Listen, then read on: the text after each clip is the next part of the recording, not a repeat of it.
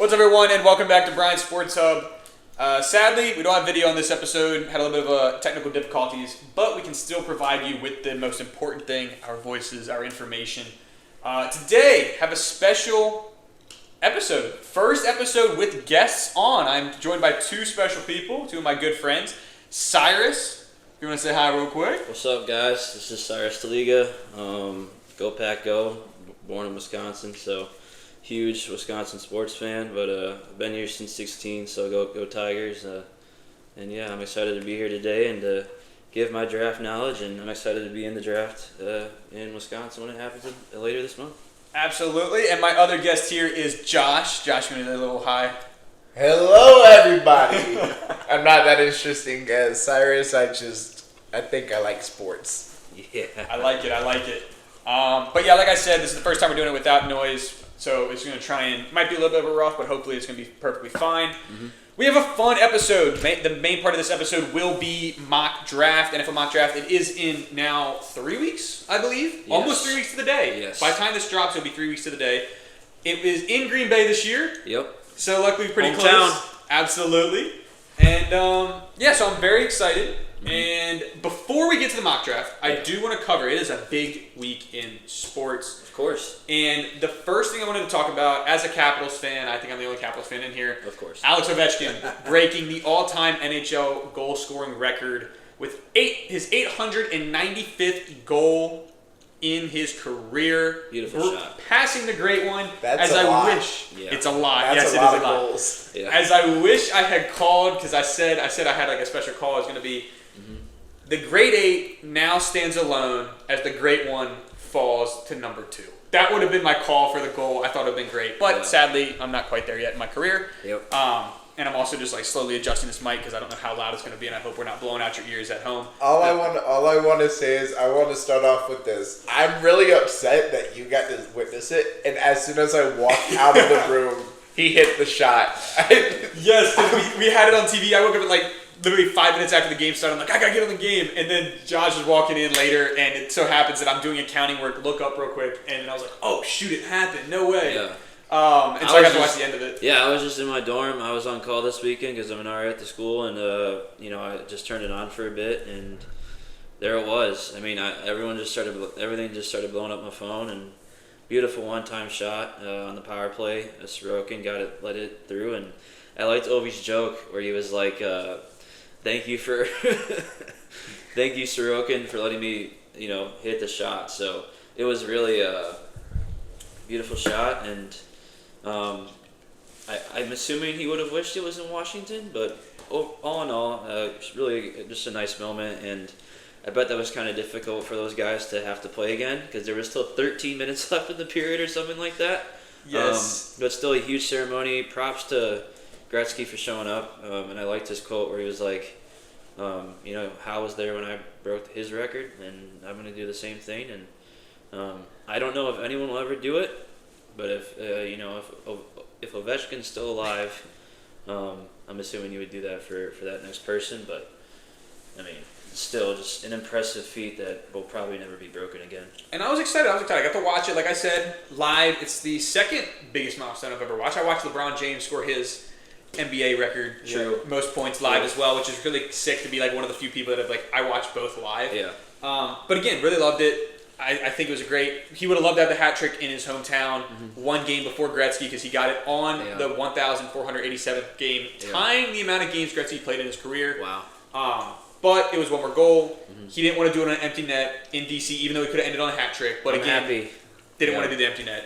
Yeah. So I respect it, but Josh, I would love to hear your take a little bit, just what you think about it. Don't go too much in detail. I mean, dang, just that was one of those things. I mean, just sitting there. I just recently got into hockey, so I'm still new, fresh, learning it as the season goes on. But just kind of my thoughts on sports in general, just seeing something like LeBron's shot and just things like that, I could see how it was such a great spot in the history of hockey, and Honestly, I'm really excited that I got into hockey at this time. You know, with the kid from the Blackhawks kind of emerging. What's his name? Bedard. Connor Bedard. Bedard emerging, supposed to be one of the next greats. Mm-hmm. You know, Ovechkin scoring his goal to take the career lead in goals, and now seeing the Bruins blow it up. As a Boston fan. Hey, the Four Nations, got to see that a little bit. Four Nations, U.S. I think hockey's now my new favorite sport. It's just, how I would imagine it as boxing on ice from what I saw in the Four Nations game. Dude, when the Kachuk brothers both dropped the gloves in the first U.S. Canada game in the first 20 seconds. It was so electric, and then they never fought again, which was just like you were expecting fights, and it just never happened. But really good game. Sucks that we lost in the end, but just going back to this, it's just like Crosby and Ovi will always be linked, and it's just a great moment as a Pens fan to see Ovechkin have this moment, but also like Crosby still has more rings, so that's all that matters to me. Well, obviously, one of the biggest moments of the week, but it was just the beginning of that week because True. Not only that day, but also the day after were big for NCAA basketball, college basketball. Yes. As the women's game between UConn and South Carolina went on, and it was UConn taking home the W against the University of South Carolina, made all of us Clemson fans pretty happy, with a 82 to 59 win against South Carolina in that championship. Paige gets a ring. Greatest thing I've ever seen. But I just want to hear you guys just a little bit, because you also the men's very next day, that was Duke got knocked out. Yes. It was Houston, Florida. Florida coming back winning 65-63. I think it was a 12-3 run or 15-3 run in the last 2 minutes or something ridiculous. Yeah. And Houston couldn't get off their shot in the last 15 seconds. So just a little bit of a recap of maybe your opinion on the tournament as a whole, like how you felt about it. Just give me a little bit about that for you guys. I will admit, didn't watch either of the finals, but all in all, still a good tournament for both. I heard that both of them had over 8 million viewers, so that shows that the women's game is still growing, even without Caitlin Clark still being in the NCAA. Obviously, the trend of women's sports growing has been great to see. Women should be treated that way, and they're still great athletes to themselves. And I was very happy for Paige Beckers for her to get that ring. I actually got to see a couple of her games while taking a trip to Connecticut with my dad in the winter, which was really cool to see. But all in all, man, like I wasn't able to watch the men's final, but the Final Four, those two games were crazy. You remember the Duke game? I mean, Houston the way Houston coming back was amazing. Yeah, the way that Cooper Flagg choked was insane. I mean, it really right there. Really, the foul wasn't. Like I don't know if that wasn't over the back really, but for that to be the reason why it cost them the game, because I don't know who it was, but they made their free throws, and the last shot Proctor just had to throw something up, and then obviously that kind of same thing happened to Houston in the end, because the last second try to throw something up, the guy can't touch it, but that guy that was next to the guy that didn't shoot it, why didn't he just grab the ball, or if nothing else, just foul the guy and let them shoot. If they miss one, so be it. At least you have a shot, a chance for a shot. And I agree with the coach when he said you got to at least have a shot there. I understand why he put the ball back, because it would have been blocked, but you got to at least try. You got something. But all in all, I mean, still sucks for us as Clemson fans. The round 1 defeat was not pretty. Extremely disappointing. We're trying to rebuild this roster, but we only have 9 so far, because we basically lost our entire team. Yeah, we're up from 7. Hey, yeah. I like the one kid from Utah Valley. Utah Valley, yeah, 6'10". I mean, both. That's 6'10" forward. And Nate Davidson from Nevada, 6'10". So we'll take it. But I love seeing RJ back. Yeah. All in all, I mean, I was just happy to see the UWGB Women's Phoenix just keep it close against Alabama. It's my mom and dad's alma mater. Grew up going to those games, and I picked the right champion. So yes, I can say that I picked Florida. That is so. I can say that. What do you think? What do you think, Josh? Yeah. To begin, I really didn't get to watch the women's just because I was running very low on time and I didn't have a lot of time, so I didn't really get to watch the women's. But my one takeaway is I don't care. USC lost. That's all I'm happy about. Okay. I do like Paige. I think Paige is a great basketball player and a great individual off the court as well. So just seeing her win and seeing her check out for the last time, I mean, it was great. And then I remember they had someone else, another girl on their team, Sarah Strong. Where that was the freshman. No, Fudd. You're talking about Fudd. Fudd, yeah. What's How her she first had name? like the three Easy, I think. how she had like the 3 season-ending injuries. Mm-hmm. Yeah. And then I think it was her. And then her final year where she actually played fully healthy. Yeah, where she played actual full season, fully healthy. She won the championship. I believe that was her because her and Paige wanted to return and win a championship for UConn. Yeah, like that right there. Those are just two great, stories coming together to create a lifetime experience. Men's, I will say, I love the Final Four matchups. I was actually surprised all 1 seeds really made it. Yes. Normally we have a really big upset somewhere in the early rounds. That was a big one. We really didn't have any we didn't really have any true upsets. Like there was no super favorite team that lost. Sitting here, looking at it, I really couldn't care less who went all the way. I really wanted Houston to go all the way and win. Mm-hmm. And coming down to that final minute, I was at work with headphones on watching the game, and I was really happy watching that. But in the end, you're playing one of the most elite basketball teams in the nation. Yeah. If you lose, you can't really be that mad at yourself. But good for Florida. Clayton, shout out to Clayton. Yes. He balled his butt off. Yeah. Absolutely. This whole clutch coming up late, keeping Florida in games when needed, being that scoring presence that I really didn't feel like they truly had until, Standing out, coming from Iona, transfer. I think all of their players none of them were 5-star McDonald's All-Americans or anything like that I saw reported. They were just in the workshop, all around, just coming out of the workshops. Yeah. Which, it's a great thing for a basketball team to build. It just shows that, this game still isn't based around just who has more star talent. It's about, who has more heart. It's about the system, the coaching. It just shows that you can win at a higher level, not the elite level of the NBA, but you can still win at a high level just by playing as a team.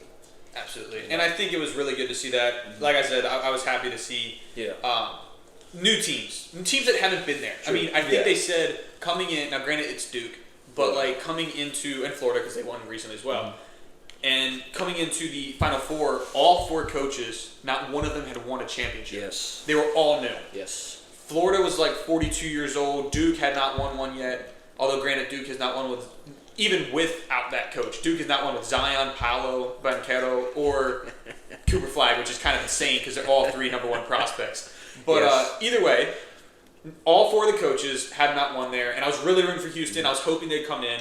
Houston has been a lot of heartbreak the last 4 or 5 seasons. Yeah. I still remember, I think it Jamal Sheed timeline? Yeah. And there was another one, and I can't remember his name off the top of my head right now, but there was another power forward that was there as well with another, I think it was name started with an S, and I can't remember it. A lot of heartbreak, but with Florida winning, I was very happy to see that. Real quick, Yeah. I want 2 things, but first, I will say Florida, they unless he transfers, they still got a 7'9" kid just waiting to play. The white guy. Yeah. Yeah. And also, I do want to make a prediction right now. Go ahead.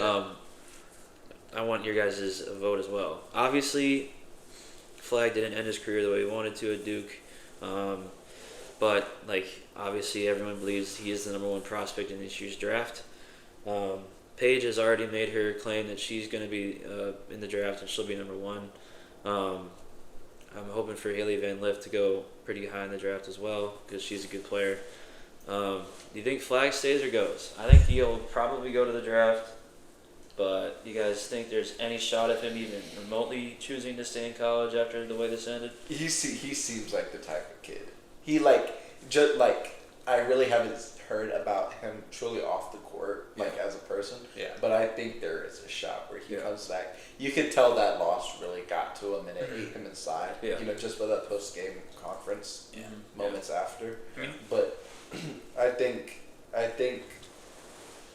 It's I would say there's about a 50-50 chance. I don't like to predict the future, especially when it comes to something like this, just because there's a whole bunch of reasons and factors that we probably don't know about, in his personal life. That money. And money being one of the big ones, and if he would like that, then there's a cool thing called the NBA where he can make a lot. Mm-hmm.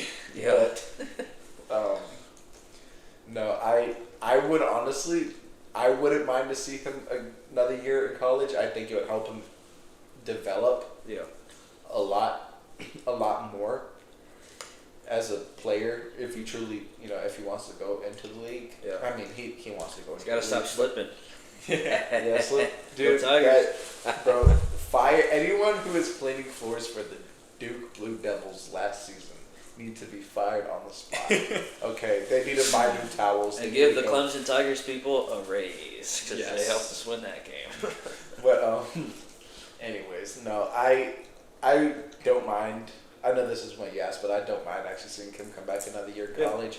But I don't know. I think eventually at the end of the day he'll go to the draft. Especially he's projected to go 1-1. Who doesn't want to go 1-1?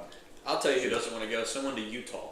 Ain't no one want to go to Utah. Respect all my Utah listeners if I even have any. But no one wants to go to Utah. Washington has a bright future, but no one wants to go there. So it's like in between. I kind of think he might actually stay, honestly. Yeah. I think he would have been more inclined to leave had he won the championship his first year. Yeah. He's not winning it. He also has another freshman young core. I would not be shocked to see him stay. I wouldn't even be shocked to see if he stays and maybe one or two of his freshman teammates stay. Like the man that came off the bench, and I can't remember his name off the top of my head. The sixth man that had come in and averaged 15 points.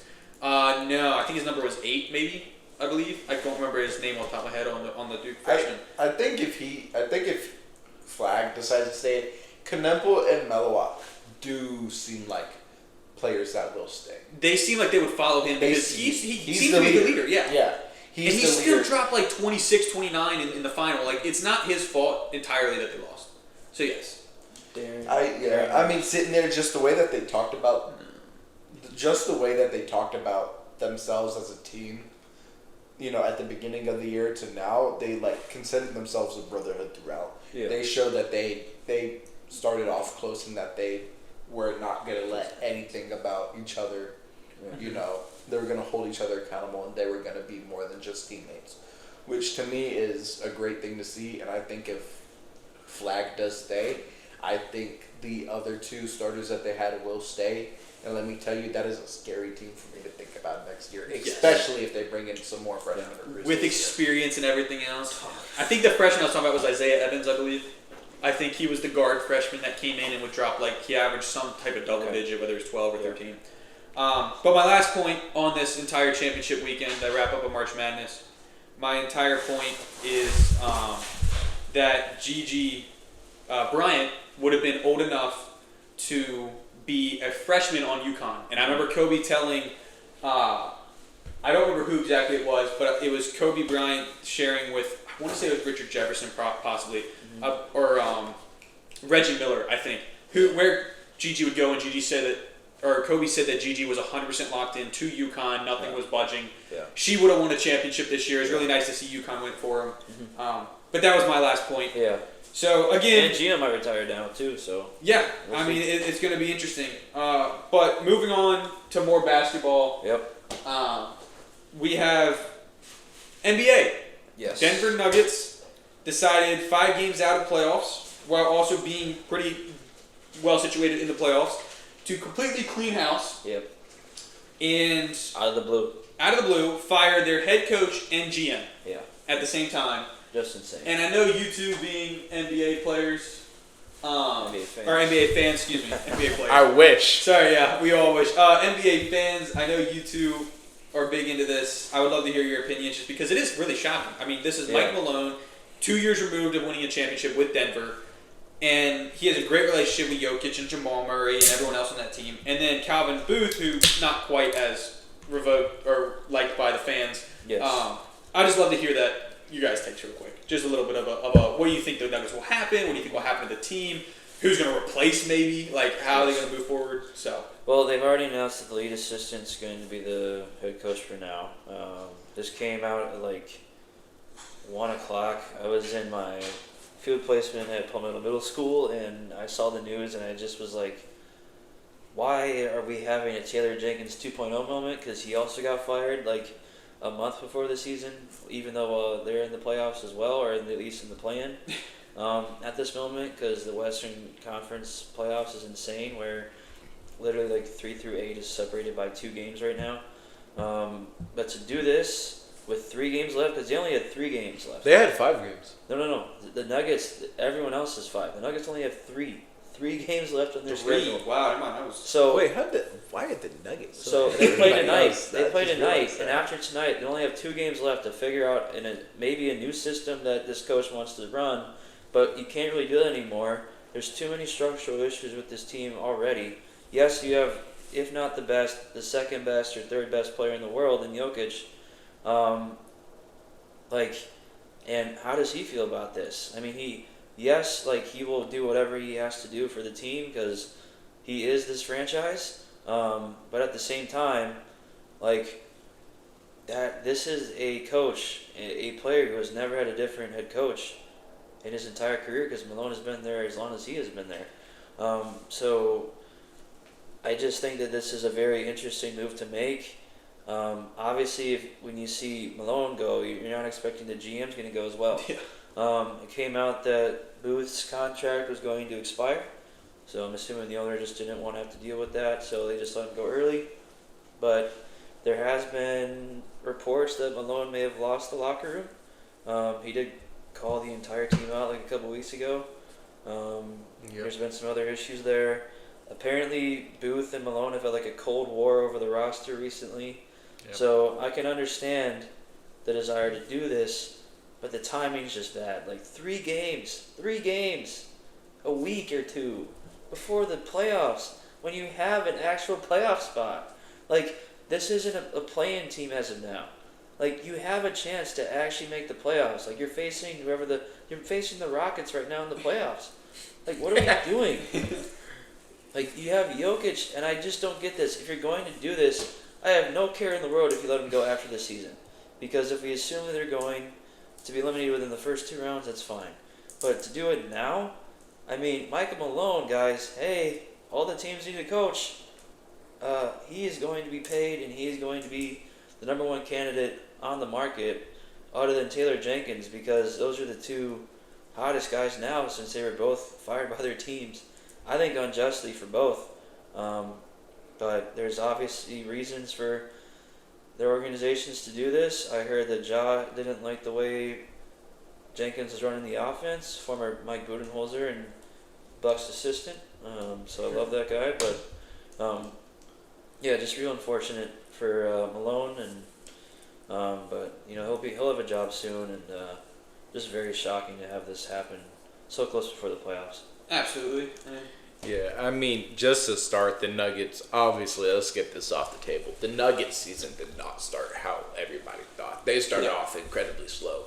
So, to me, I thought that Mike Malone was actually going to be gone at the beginning of the season versus 3 games, nonetheless, going into the playoffs. Yes. Okay, so to begin, you said the Nuggets were somewhere in, contention for a play-in spot, that they weren't necessarily locked in. And as we all know, the West is a bloodbath. Yeah.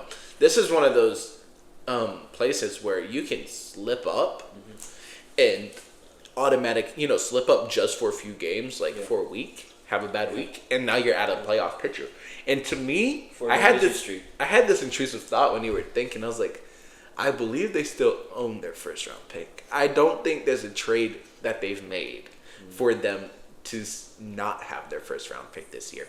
So imagine if somehow they managed to lose out, someone like the Suns or whoever come in and slip in, and they don't make the playoffs. No, they're gonna make the playoffs. It's I'm just saying, like, as an intrusive thought. Yeah. What if somehow they slipped up and, like, they got a lottery pick? Do you know how scary that would be? Pairing Jokic, Jamal Murray, Aaron Gordon, Michael Porter Jr., and then whoever you want to go out as. With a top 14 pick. Top 14 pick. I mean, granted, I think the only player in the lottery right now that would really fit this, the best one to fit them would be Edgecombe from Baylor. I like it. Right? But they're not going to fall that low. No, Edgecomb's probably not even going to fall past 5. And if Cooper stays in, he's not 4. Like, yeah, no. You're not going to go. So Denver's first round pick is to Orlando, protected for selections 1 through 5. Who did they give up? If they would have a 1. No, because KCP went to Orlando. Well, I'm saying, is that part of the same deal? No, KCP was a free agent. If Denver has a 1 through 5 pick, then it is protected. Orlando's. Oh, okay. Okay. So. I think Denver has to have a 1 through 5 would be Denver. Yeah. So unless they get extremely if there is the 1 in a million chances with this, they would have to get like the 14th seed at best, maybe 11th, depending on ranking. But that's not going to happen. And then they'd have to get a 0.1% chance to get the first or something like that. That's crazy. That's insane. Like it's insane. Denver has the 4th rated offense in the league. I mean, this is insane. Going back to it, Denver obviously hasn't had the season that they've wanted. Mm-hmm. You know, they've come off from being one of the best teams in the league, one of the best teams in the West, and now fighting for playoff seeding, which is truly insane to think about. I mean, it's the Clippers and the Warriors. Okay, the Grizzlies, the Warriors, the Nuggets, and the Clippers all have the same record at 47 and 32. Yeah, I mean that just shows how competitive that conference of basketball is. But no, they've had a stagnant year. You know, it's been ups and downs. It's been struggles, and me and Cyrus were talking about this before the podcast. He was kind of questioning it, and I was like, look, I understand this isn't the right time to do it, right, to fire a head coach. Yeah. But whenever you look at it, without trading a player or stirring up noise in the locker room between the players, what is the most efficient way and the quickest way to try to change your system and your culture in a locker room? And he kind of saw what I was talking about is by getting rid of the coach. I mean, we've seen what Memphis has done this year. Mm-hmm. You know, they fired Taylor Jenkins, and now they've been on a roll since that. Yeah. You know, I think the Nuggets kind of see that this season has slipped away from them. So in a last minute Hail Mary, type style, just to see how much they can, revitalize this team going into the playoffs. I feel like firing Mike Malone isn't a bad idea. Yeah. I mean, there's more. It's a tough decision, but I understand why and I understand why not. Yeah. You know, and moving on to the GM, I forgot the GM's name. Calvin Booth. Yes, thank you. This is my argument on why I think he should have been fired, and I think he should have been fired earlier. Mm-hmm. They came off of that championship hot. 2023? 2023. 2023 Finals champions. Because then your Celtics won the next time. Yeah. Amen! Yeah. Hey, back to back. Y'all keep sleeping, okay? But, screw the Celtics. Come 2023. On. So 2023 NBA champions, on the pinnacle of basketball. I'm about to say everyone on this couch since 2021 has a championship except my team. Go Wizards! All right, because Bucks fan. But anyway, go ahead. So since 2023... They won that championship, but they won it as a team. If you look at that team was unbelievable. 10 men deep, right? It was a 10-man deep team. That was one of the primary driving forces of them making the finals, more or less winning, is that they were such a great team and that players could take rest. You could sub in people, no problems. You weren't worried about injuries. Jokic, Aaron Gordon, Jamal Murray, KCP, Michael Porter Jr., Bruce Brown, Zeke Naji. Yeah. Then they had, who else off the bench? Was DeAndre Jordan on that team? Yes. Believe so, yes. DeAndre Jordan. Did they? I believe Bones was Christian Braun a rookie? Christian Braun was a rookie at that time. Bones may have been on there, I think. Hunter Tyson may have been on there, actually. No. Or was it a year later? I think it was a year later. This was PJ's first year. Then he was there, but he didn't play. He was a rookie. Okay. He was I a didn't know rookie, actually- but he spent his rookie year in the G League. Oh, okay. I didn't know if So, he brought one up, but anyway. yeah, I mean, just sitting an there, unbelievable team. unbelievable team. And then what happened was it was contract time for all these role players, and the GM didn't even try to fight. And the second apron. Yes, I mean, there comes a point where, like, I understand that you're right about second apron and everything, but when you have such a great team, you gotta at least fight and put up, like, you gotta show them, like, hey, we understand, but we still care for you, and we're gonna try to give you money at, like, where we can. And you let Bruce Brown and KCP walk, you know. You let Good reason on Bruce Brown. Huh? For good reason on Bruce Brown. He's not been very good since. He was a good veteran, at least, Yeah. leader, kind of. Yeah, but I mean, just looking at it, I mean, you can't let your players walk for nothing, you know. And then it sends a bad tone in the locker room. It sends a bad tone because then, look, if these guys who played, you know, that were big pieces in this championship run, if the GM in this front office doesn't see them as expendable, sees them as expendable, what does that make everybody else? Yeah. Because if you really look at it, the only person untouchable right now for them is Jokic. And we just saw earlier this year, nobody in this league is untouchable. Okay? Yeah. So, I mean, I understand the reasoning and the thought behind all this. I think this was a very bad time to do this. I feel like that if they were going to do something like this where they fired their front office and their coach and everything, they should have did this a little bit earlier in the season just so that they had time to bounce back from it before the playoffs start. Yeah. Absolutely, just get reset. And like I can't really add much more than what you guys said. It just is kind of baffling to be this close to the playoffs with a contending team. Yeah. Whether you want to trust or not, they are a contending team. Yeah. And the craziest part to me is that you fire the coach and you have the best, most clutch playoff performer in the NBA, arguably in NBA history, if you look at statistics, in Jamal Murray. Especially if they face the Lakers. Let's be real. The dude is a Laker killer. True. And I mean, like, yes, he's going to be off. He's not going to be great. And I remember seeing on Instagram, there was a point where, like, Jamal looked at Mike Malone and said, I'm damaged goods now. This was after his ACL tear. He said, I'm damaged goods. They're just going to get rid of me and not care. And Mike said, not under my watch. He said, not under me, you will not be given away. You will stick with us. Let alone a year later, they won the championship. Yep. But, like, this was such a...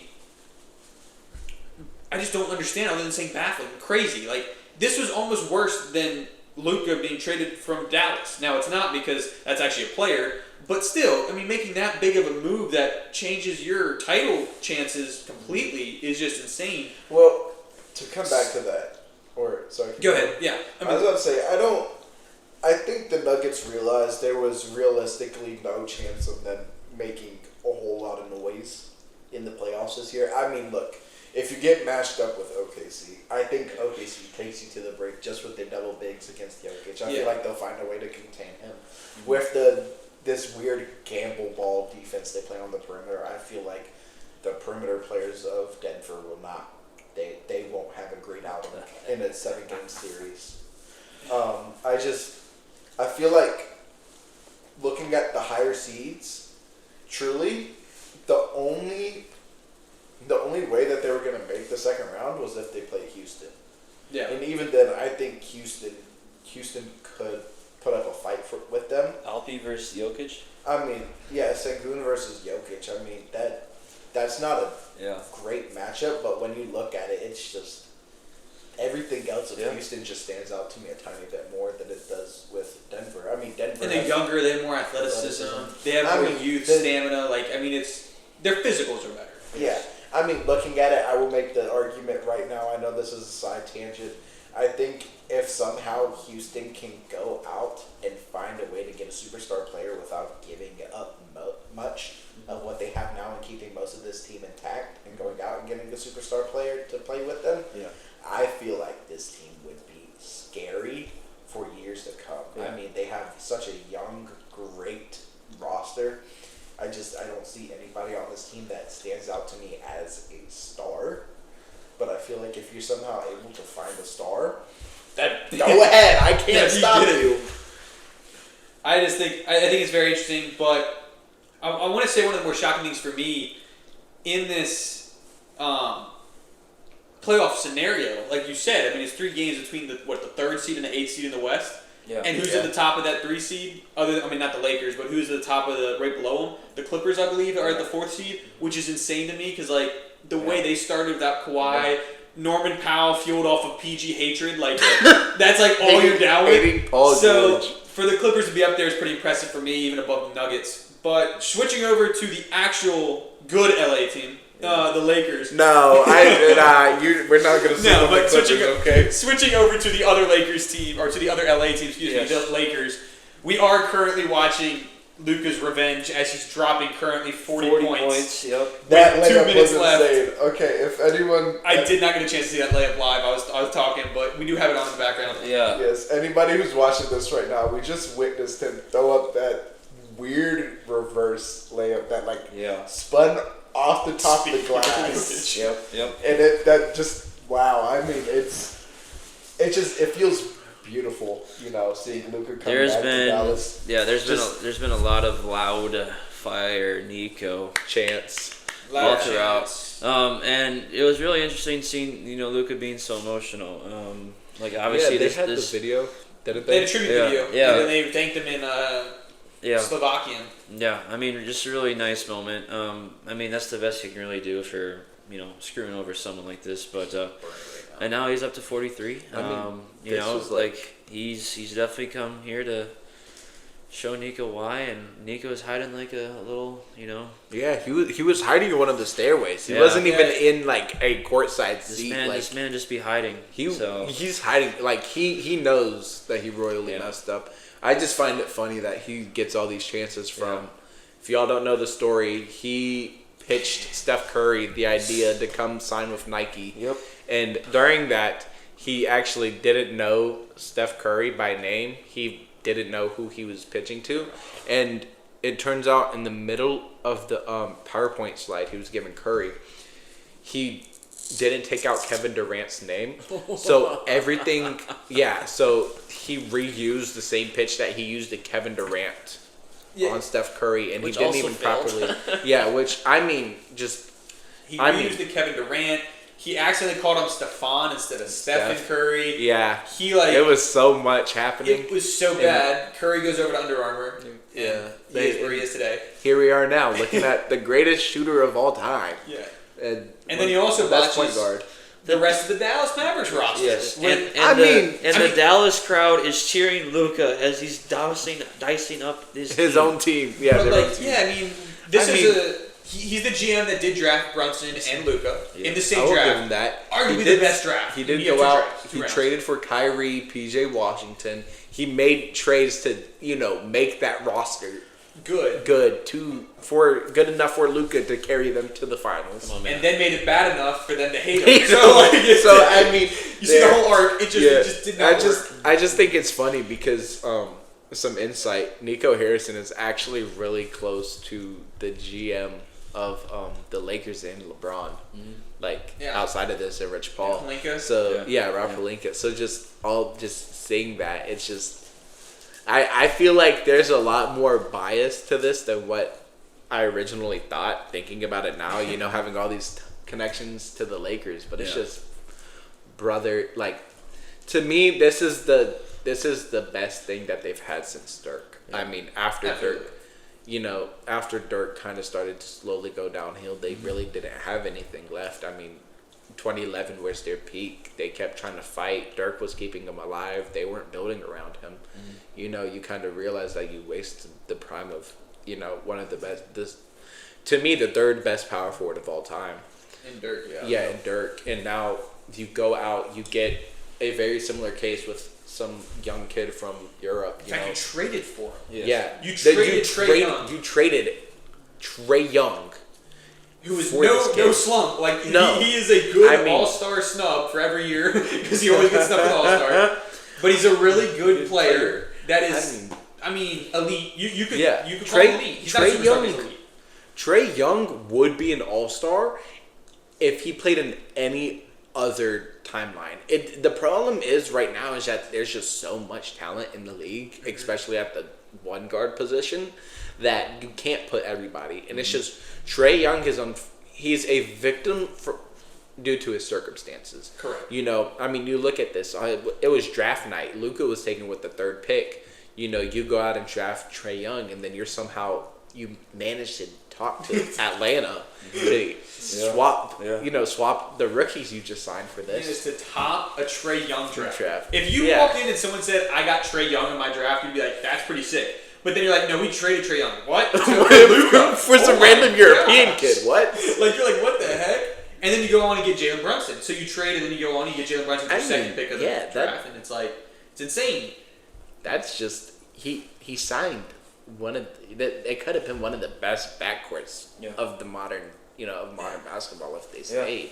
Yeah. I mean, you got two all NBA guards. Yeah. You know, you let one walk to the Knicks just because you didn't want to put the money to his name, which I understand. I mean, Jalen Brunson, we knew Jalen Brunson was going to be a great player, but we didn't know really how. Yeah. Sorry, I just saw Bronny. I was like, oh shoot.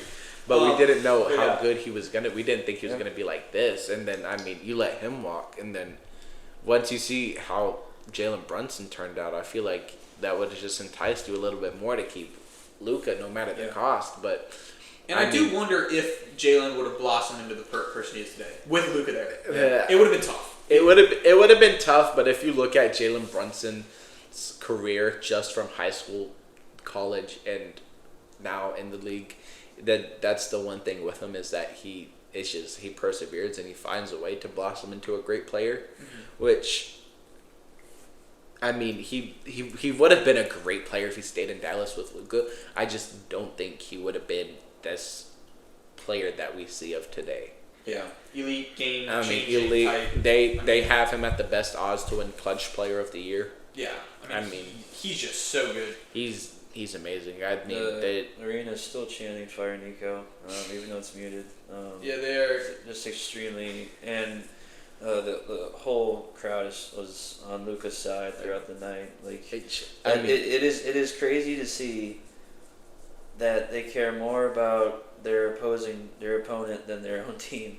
That's just how much he transcended this town. And I think, all in all, like, he's a special player. And I mean, they had a funeral for him. Yeah. He was alive, walking, and breathing, and they had a They were outside of the arena. Yeah. They held a coffin. A guy overnight shipped a coffin for $5,000, or was it $8,000?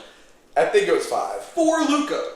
Yeah, and put and it up the Luka's stairs walking in LA. Like he's arena. still. Actually, I think he was still in Dallas at the time. He had to be because it was the day. It was the day after. Yeah. Literally the day after, overnight shipped. He asked an Amazon Prime worker to just please go get a coffin, and then shipped it in. I mean, and like the crazy thing was that Shams had a report that he wasn't being hacked. Yeah. I mean, for someone who's watched basketball and kept up with basketball for so long, I don't. This is truly the first time where I really remember Shams. I mean, even when Woj was there, where they had to put out a tweet out saying, "No, I'm not hacked. Like this is what is happening." Yeah, I remember you told me first. You like reported on your phone. You're like, AD just went to the Mavericks. You're like, what? I was like, huh? I literally had just gotten done watching WWE's Royal Rumble and with my dad, and I had to call him, and he was on the way back. I'm like, Dad, Luka just got traded. This is one of those NBA moments where it's like you remember where you are. Yeah. Oh yeah. We were. It was midnight, and we were here. You were doing homework, and I was playing games. I think I was actually making a podcast episode. You were planning. I think I was. I was planning out it the out. podcast episode. And then that's where we were, and it was like right there. But I mean, I think if we're taking anything from the NBA currently, pay your players, and if you're taking anything from the NFL, pay them early. You don't want to wait like the Cowboys or the Browns or whatever the case is, or the Bengals, and wait for them to pay them $50 million a year to catch 5 passes. But truly, NFL you can get away with it just because of how much money the NFL's now making. You know who did play their player? the Toronto Blue Jays with the Vladimir Guerrero Jr. contract. I will give perfect way to bring us into the next think segment. it was. And I that was cannot the last, lie. That was the last That topic. was great. For this episode, actually, because this was only going to be a 15-minute segment, we got to start talking. It's 44 minutes into the episode. So we will break it up and do a mock draft episode separately. Sorry, y'all. No problem. I love the conversation. I just want to not drive it on for. If we go for a mock draft, this would be like 2 hours. 2 hour long podcast. But That would be Vlad, insane. like you said, Toronto Blue Jays first baseman / DH, that's an A-hitter, was paid, I believe it was 14 years, $500 million. $500 million. That's what it was. And we just got the reporting today. $325 million signing bonus. What? Wait, Which means the only thing that Toronto Blue Jays will be paying is the other $175 million in salary. So they're paying 65% of the contract in just signing bonus. So that means that Vladdy just got a $325 million payday, excluding the Canada taxes, but still. And that man probably just made over $280 million. I will tell you, that is the smartest thing for the Blue Jays to do. Is get all that money off their books as soon as possible. Right there, the Blue Jays and Vlad just made a deal that Nico was too afraid to make. Yes. Nico would have had to sign Luka for about, I think it was $325 for like 5 years. Was the supermax? It was somewhere in the 300 range. Literally, they didn't want to do it for Luka, and they did it for Vlad, which is crazy. For that, Brian, the problem is with basketball contracts is you can't get that much upfront. Yeah. It is. But I'm saying for the whole entire contract. For the contract? The whole entire contract was $325. Vlad just on the opening day, what is it called? I can't remember. Signing bonus. Just the signing bonus alone was the same amount that Luka would have made over his 6-year contract that they would have had to sign. It's just insane. And it's different leagues and all. I just think it's funny how money works when you look at different leagues. I mean, when you Shohei got paid a $700 million deal. But 98% of that contract's deferred. Yeah, until after he's going to be He's 50. only making $1 million, but he's not really because of all the marketing and all the advertising and just all the money that because this man is making a crap ton of money outside of baseball. But when you look at the breakdown of the contract, now that it's only $175 million, all they're really paying him is $12.5 million a year in terms of a salary. Which is fine for him because all in all, he still makes the $500 million number. Obviously, it'll be dropped down completely, but still, huge moment. Honestly, you said it's 14 years, right? Yeah, 14. I mean, the fact that they're going to be paying this man until he's 40 years old, is crazy because I just don't see Vladimir Guerrero Jr. playing 14 years from now. No. I don't. But it's the game of baseball. I mean, you gotta think that tends to happen with baseball. 162 games. He gets it, bro. Baseball has the build of Pujols, Albert Pujols. My thing is we've seen this a lot of time with baseball contracts, right? What you do is you pay your players up front, and then you use those final years when you know they're really not going to be playing as IOVs, right? Mm-hmm. It's the same aspect of what the 76ers did with Paul George, right? Is that you understand that they're going to be worth this money right now. You don't know how long that they're going to be worth this money. So you're giving them whatever, and then the years that they're not, you're paying them for them playing for you in those years before. And I mean, looking at this isn't, I wouldn't say this is as crazy as the Soto or the Ohtani, contracts. And big ass Vlad to me is not on a tier, as those two. I mean, those are the two best sluggers that we will probably see, of all time. And he used to be. He used to be. It just hasn't happened for years. Yeah, no, it's just he's had it down a few years. I think there's a chance for him to come back. We've seen players have a few down years and then come back with a great resurgence. I mean, we're 2 weeks into this MLB season. Mm-hmm. There's plenty of time. Hopefully teams can turn it around. Yeah. Atlanta Braves. Baltimore Orioles.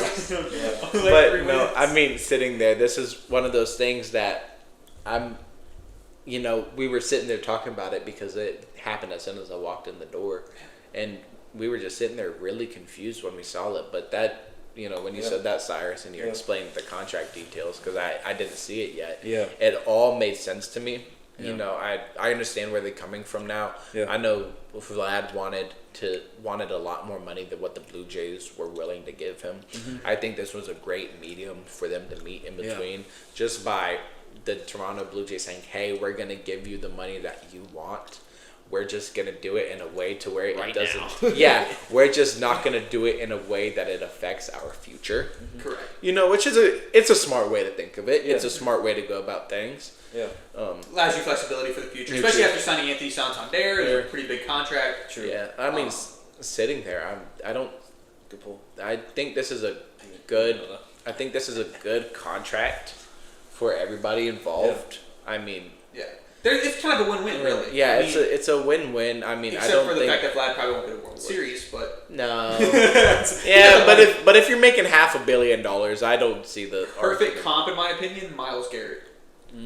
And talent-wise, not quite there. I'm just gonna say. I will say this: we will get to the Myles Garrett part of this in the mock draft. I promise you. But I do believe that it's very similar to I want to go win a championship. I'm gonna leave. All of a sudden they go, "Let me give you some M's," and they're like, "This M look a little better than a ring on my finger." Oh, okay. I could go buy myself a ring on my finger. I won't be able to get 325 on a regular day. Yeah. And imagine waking up tomorrow and winning 325 million. That's more than what you would win at a jackpot or a lottery right now. That's insane.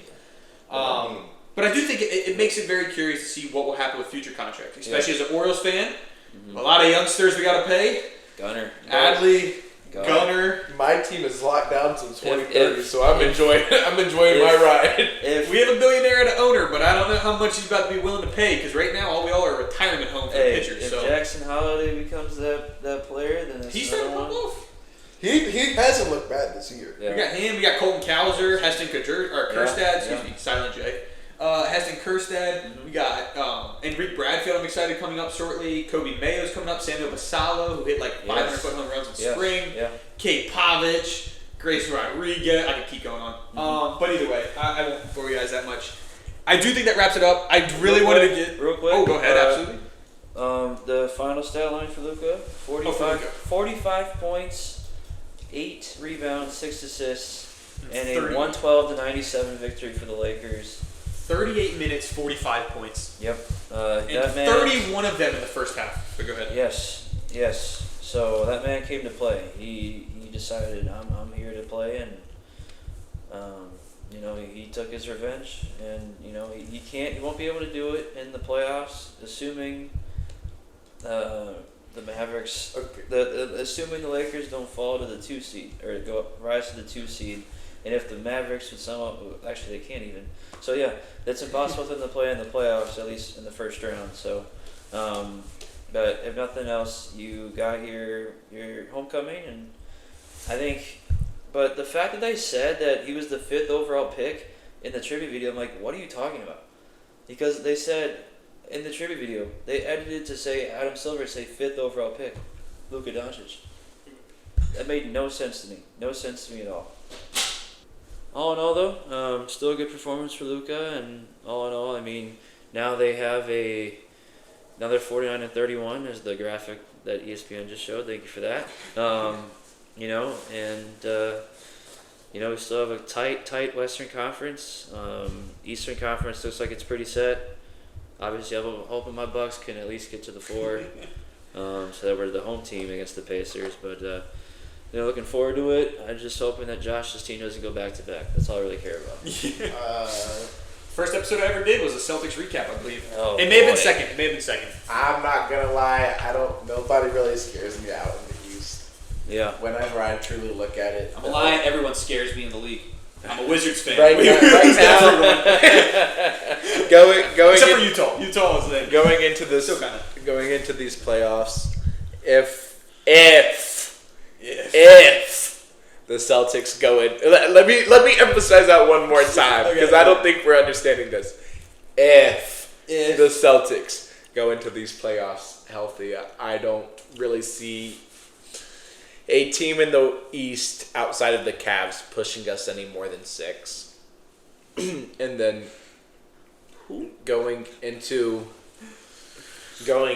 a actual finals matchup, I mean, the Lakers scare me a little just because we went 1-1 against them. Yeah. The one time that they actually did have Luka, though, we put belt to butt. Belt to ass. Yeah, it's going to be interesting, though. I mean, you got Lakers. I think the biggest contenders to you guys would probably be Lakers, Thunder.